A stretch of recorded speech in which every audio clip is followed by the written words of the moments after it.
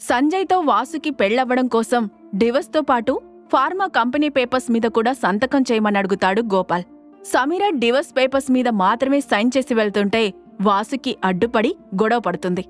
అప్పుడే అరుచుకుంటూ అక్కడికి ఎంటర్ అయ్యాడు సంజయ్. అతని గురించి బాగా తెలిసిన వాసుకి ఇన్సెక్యూర్గా ఫీల్ అయ్యి ఎలాగైనా సరే అతన్ని ఆపాలని పరిగెత్తుకుంటూ మెయిన్ గేట్ దగ్గరికి వెళ్లి సంజయ్ దారికి అడ్డుపడింది. సంజయ్, నువ్వు లోపలికి రాకు, ఇక్కడే ఉండు. నీకేమైనా పిచ్చి పట్టిందా? నన్ను లోపలికి రావద్దంటావేంటి? ఆ బండది లోపలే ఉంది. దాన్ని చూస్తే నీ మూడ్ పాడైపోతుంది. హ్యాపీగా ఉండాల్సిన ఈ రోజు దాన్ని మొహం చూడ్డం ఎందుకు చెప్పు? What nonsense! అది చేసిన పనికి దానికి బుద్ధి చెప్పొస్తాను. పక్క తప్పుకో. సంజయ్ ఆవేశంలో అరుస్తూ తనకి అడ్డుగా వచ్చిన వాసుకిని పక్కకి తోసేసి లోపలికి వెళ్లాలని చూశాడు. కాని వాసుకి మరింత కంగారు పడుతూ తన 2 చేతులతో సంజయ్ని గట్టిగా పట్టుకొని అక్కడే ఆపేసింది. 2 గంటల ఎయిర్పోర్ట్లో నా పనులన్నీ ఆపుకున్న మరీ ఆ బండ దానికోసం వెయిట్ చేశాను. ఇంత పని చేసిన దాన్ని ఊరికే ఎలా వదిలిపెడతాను? నన్ను వెళ్ళనివ్వు. ఆకు బేబీ, లోపల మమ్మీ డాడీ ఆ బండ దానికి డబ్బులిచ్చి మరీ డివోర్స్ పేపర్స్ మీద సైన్ చేయిస్తున్నారు. ఈరోజు నా బర్త్డే కదా, మన ఫ్రెండ్స్ అందరి కోసం బిల్డింగ్ వెనుక ఉన్న గార్డెన్లో డిన్నర్ ఏర్పాటు చేశాను. నువ్వక్కడ ఎంజాయ్ చేస్తూ ఉండు. నేను వెళ్ళి నీకిష్టమైన వైన్ తీసుకొస్తాను. సమీరాని చూస్తే సంజయ్ మనసు మారిపోవచ్చు అనుకున్న వాసుకి అతన్ని గార్డెన్లో వదిలిపెట్టి పరిగెత్తుకుంటూ తన ఫ్రెండ్స్ దగ్గరికి వెళ్ళింది. ఏ వాసుకి, ఏమైంది? ఏంటా చెమట్లో? ఎందుకు అంత కంగారు పడుతున్నావు? సంజయ్ వచ్చాడే బాబు. తను సమీరాని చూస్తే నాకు ప్రాబ్లం అవ్వచ్చు. సో మీరు వెళ్ళి మాటలతో తన అటెన్షన్ గ్రాప్ చేయండి. ఎట్టి పరిస్థితుల్లోనూ తను సమీరాన్ని చూడ్డానికి వీల్లేదు. ఈలోపు నేను సమీరాని పంపించేసే పనిలో ఉంటాను.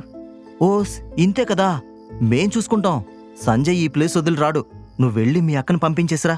బర్త్డే ఎంజాయ్ చేద్దాం.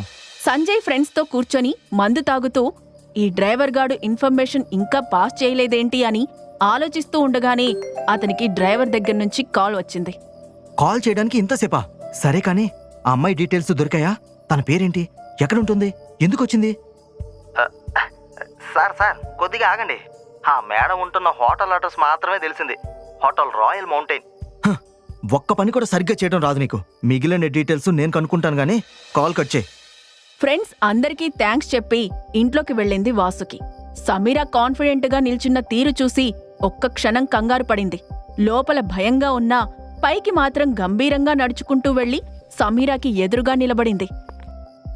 ఇప్పుడు చెప్పు, నీకసలు ఏం కావాలి? ఏం చేస్తే ఇక్కడి నుంచి వెళ్ళిపోతావు? నువ్వు నా చెల్లివి వాసుకి. నీకెప్పుడు మంచే జరగాలి అనుకుంటాను. సంజయ్ మంచివాడు కాదు. తన వెనక ఇలా పిచ్చిదాన్లా తిరగడం మానేయ్. Just stop it and mind your own business. ఎవరు ఎలాంటి వాళ్ళో నాకు బాగా తెలుసు. నువ్వు కొత్తగా నాకు నేర్పించాల్సిన అవసరం లేదు. నీకు నా మీద నిజంగానే అంత ప్రేముంటే కంపెనీని నాకు ఇవ్వడానికేంటి? నువ్వు అస్సలేం మారలేదు. చిన్నప్పటి నుంచి ఇంతే. మంచి చెప్తే నీకెక్కదు. నీతో మాట్లాడి టైం వేస్ట్ చేయడం నాది బుద్ధి తక్కువ. నా గురించి పక్కన పెట్టు. ముందు నాకు ఈ విషయం చెప్పు. నువ్వు ఎవరి కోసం ఆ కంపెనీని కాపాడుతున్నావు? నీ సీక్రెట్ లవర్ కోసమా, లేదా నీ అక్రమ సంతానం కోసమా? వాసుకి అడిగిన ప్రశ్న వినగానే సమీర తన చెల్లెలి చెంపమీద లాగి ఒక్కటిచ్చింది. పార్టీలో లౌడ్ మ్యూజిక్ కన్నా సమీర కొట్టిన చెంపదెబ్బే అందరికీ స్పష్టంగా వినిపించింది. మొహం మీద 4 లేయర్ల మేకప్ ఉన్నా సమీర చేతివేళ్లు వాసుకి చెంపమీద స్పష్టంగా కనిపిస్తున్నాయి. చెంపని రుద్దుకుంటూ ఎర్రబడిన కళ్లతో సమీరాని చూసింది వాసుకి. ఇంకొక్కసారి నా కూతుర్ని అక్రమ సంతానం అన్నావంటే నేనేం చేస్తానో నాకే తెలీదు. మాటలు జాగ్రత్తగా రాని. I mean it. అమ్మో, ఏంటిది ఇలా రియాక్ట్ అయింది?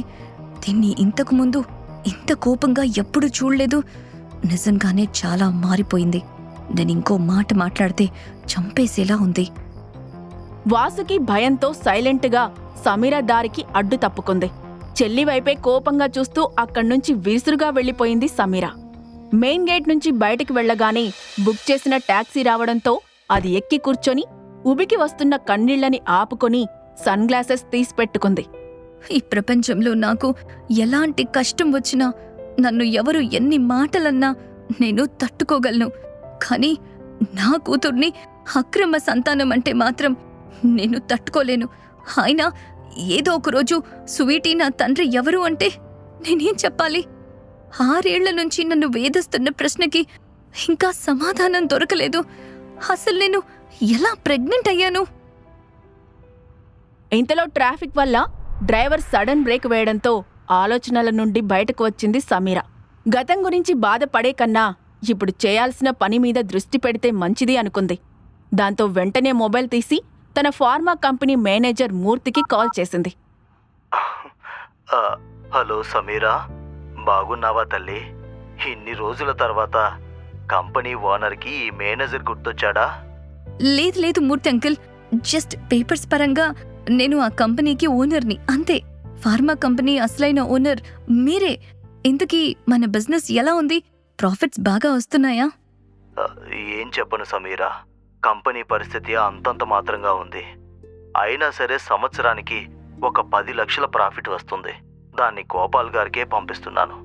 కావాలంటే ఈ ఏడాది నుంచి ఆ ప్రాఫిట్ని నీకిస్తాను.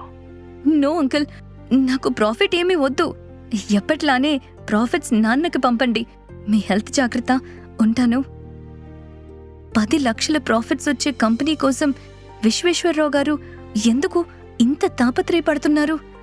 ముందు నా ద్వారా ఈ ప్రాపర్టీని హ్యాండ్ ఓవర్ చేసుకోవాలని చూశారు. కంపెనీ కోసం తన కొడుక్కి ఇష్టం లేని పెళ్లి చేయడానికి కూడా సిద్ధపడ్డారు. ఇప్పుడు అదే కంపెనీ కోసం వాసుకిని యూజ్ చేసుకోవాలి అనుకుంటున్నారు. అందులో అంతగా ఏముంది? సమీర అలా ఆలోచిస్తూనే బయటకు చూడగా ఐస్ క్రీం స్టాల్ కనిపించింది. అది చూడగానే స్వీటీకి చేసిన ప్రామిస్ గుర్తుకొచ్చి టాక్సీ ఆపమని కూతురి కోసం చాక్లెట్ ఐస్ క్రీం తీసుకుంది. తర్వాత 5 నిమిషాలకే హోటల్కి చేరుకొని లిఫ్ట్ దగ్గరికి వెళ్తూ ఉంటే 5 బాడీగార్డ్స్ సమీరాని చుట్టుముట్టారు. వాళ్ళని చూసిన కంగారులో సమీర చేతిలో ఉన్న కవర్ కింద పడిపోయింది. నా దగ్గర నుంచి ఈ కంపెనీ తీసుకోవాలని మా నాన్న రౌడీలను పంపించాడా? ఎవరు మీరంతా? ఎందుకిలా నా దారికి అడ్డుపడుతున్నారు? సారీ మేడం, మీ దగ్గర ఉన్న ఐటమ్స్ని మేము చెక్ చేయాలి. నా దగ్గరున్న ఐటమ్స్ని చెక్ చేస్తారా? అయినా వాటిని చెక్ చేస్తే మీకేమొస్తుంది? దారిలో కొన్న ఐస్ క్రీం, పర్స్ తప్ప నా దగ్గర ఇంకేమీ లేవు. బాడీగార్డ్ సైలెంట్గా కింద పడిన ఐస్ క్రీం బాక్స్ని తన చేతుల్లోకి తీసుకొని ఓపెన్ చేసి అందులోని ఐస్ క్రీం టేస్ట్ చేశాడు. అది చూసి సమీరాకి చాలా చిరాగ్గా అనిపించింది. తర్వాత బాడీగార్డ్ ఎవరికో కాల్ చేశాడు. Yes sir, positive. It is chocolate ice cream. మీ గెస్ కరెక్టే. ఈ ప్రశ్నలకు సమాధానాలు తెలుసుకోవాలంటే నెక్స్ట్ ఎపిసోడ్ వినాల్సిందే. క్రింద ఇచ్చిన లింక్ ని క్లిక్ చేసి పాకెట్ ఎఫ్ఎం యాప్ ని ఇన్స్టాల్ చేసుకోండి. Stay tune to pocket FM.